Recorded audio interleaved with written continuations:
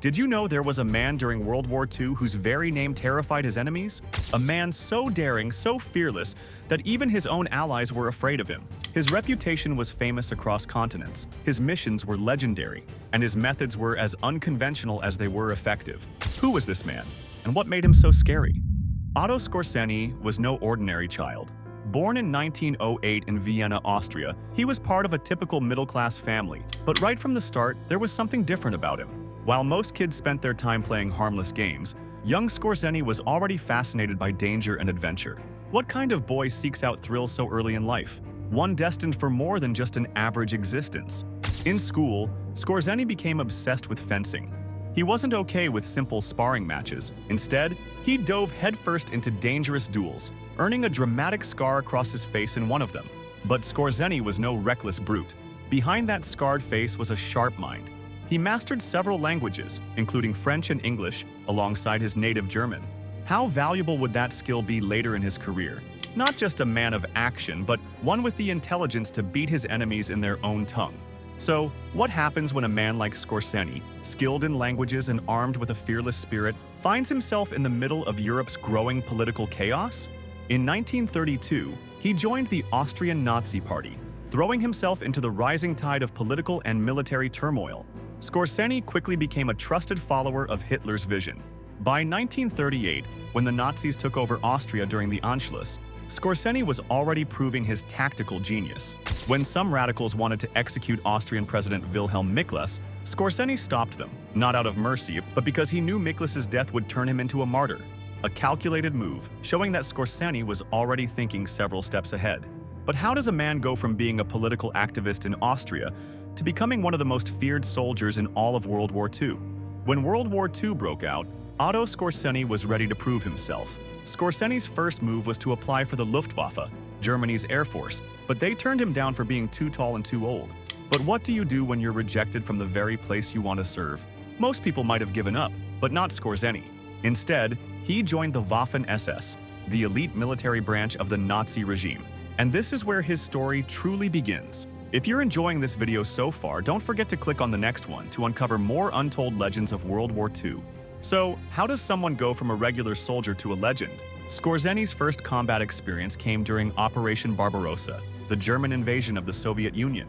He was thrown into battle, where his leadership skills and fearless nature quickly stood out. Even after being wounded by shrapnel, he kept going. Does a simple injury stop a man like Skorzeny?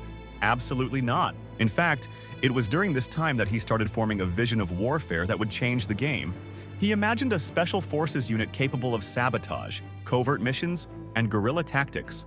But could someone with ideas so unorthodox really gain the attention of Nazi leaders? Skorzeny did just that. His plans caught the eye of Ernst Kaltenbrunner, head of the Reich Security Main Office, and Walter Schellenberg, head of SS Foreign Intelligence. They saw Skorzeny's potential and gave him the command of SS Jagdverband 502, a special forces unit designed for sabotage and espionage. Skorzeny's unconventional style and fearless attitude quickly set him apart. But what was it about Skorzeny that truly made him stand out from other officers? It wasn't just his boldness or his ability to handle extreme danger. It was his willingness to go where others wouldn't, to take on missions that seemed impossible. And that's exactly what he did. Have you ever heard of a mission so risky that it seems impossible? That was Operation Oak, the mission that turned Skorzeny into a living legend. In 1943, after Italy surrendered to the Allies, Benito Mussolini was overthrown and imprisoned by his own people.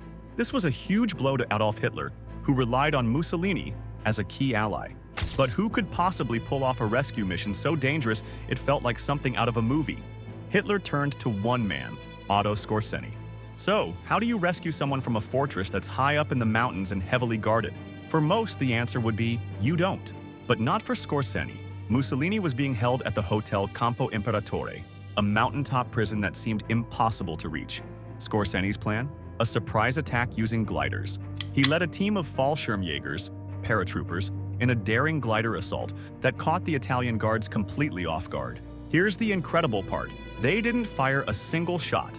Skorzeny and his men managed to overpower Mussolini's guards without a fight. But the challenge wasn't over yet. How were they going to get Mussolini out of the mountains? Scorzeni decided to personally accompany Mussolini on a daring escape flight in a small Fieseler Fi-156 Storch aircraft. The odds of pulling this off were slim, but somehow, Scorzeni did it. They flew Mussolini to safety, and Scorzeni's legend was sealed. But what made this mission so unforgettable? It wasn't just the flawless execution or the risk involved. It was the fact that Scorzeni had done what many thought was impossible. His success made him a hero in Hitler's eyes and sent a message to the world. With Otto Scorzeni leading the charge, no mission was too dangerous. But was this the end of Scorzeni's incredible rise? Not even close. So, how did Scorzeni's boldness during Operation Oak change the course of the war? While it didn't tip the scales in Germany's favor, it cemented Scorzeni's position as one of the most dangerous and respected special forces officers in the war. And from that point on, the world knew just how far Scorzeni was willing to go to complete a mission. Scorzeni's next major operation came in 1944, when he was tasked with preventing Hungary from surrendering to the Soviets. Hungary's leader, Admiral Miklos Horthy, had begun negotiating a ceasefire with the Soviets, which would have opened the door for Soviet forces to invade and control Hungary. Hitler couldn't allow this, so once again, he turned to Scorzeni. In a daring mission known as Operation Panzerfaust, Scorzeni led a team that kidnapped Horthy's son, holding him hostage to force the Hungarian leader to abandon his plans for surrender. The strategy worked. Horthy resigned, and a pro-German government was installed, ensuring that Hungary would continue to fight alongside the Nazis. Scorzeni's ability to manipulate political situations with precision and ruthlessness was unmatched. But what drove him to take on such dangerous missions? Was it loyalty to Hitler, or was there something more? By the time 1944 was drawing to a close, Scorzeni's name had become synonymous with fear. He was selected to lead one of the most unusual and dangerous missions of the war, Operation Greif, part of the German counteroffensive known as the Battle of the Bulge. This operation was designed to create chaos among the Allied forces by infiltrating their lines with German soldiers disguised as American troops. Scorzeni's men, dressed in American uniforms and driving captured Allied vehicles, were tasked with sabotaging bridges, misdirecting troops, and spreading disinformation. The operation succeeded in sowing confusion, but it also led to the capture and execution of many of Scorzeni's men, who had violated the rules of war by wearing enemy uniforms. Even with the operation's mixed results, Scorzeni's fearsome reputation grew. His ability to think unconventionally made him a master of psychological warfare. Even General Dwight D. Eisenhower, the supreme commander of Allied forces in Europe, was concerned about a potential assassination attempt and increased his personal security because of rumors surrounding Scorzeni's involvement. After the war ended, Scorzeni's story didn't stop. He was captured by Allied forces and tried for war crimes, including his use of enemy uniforms during Operation Greif.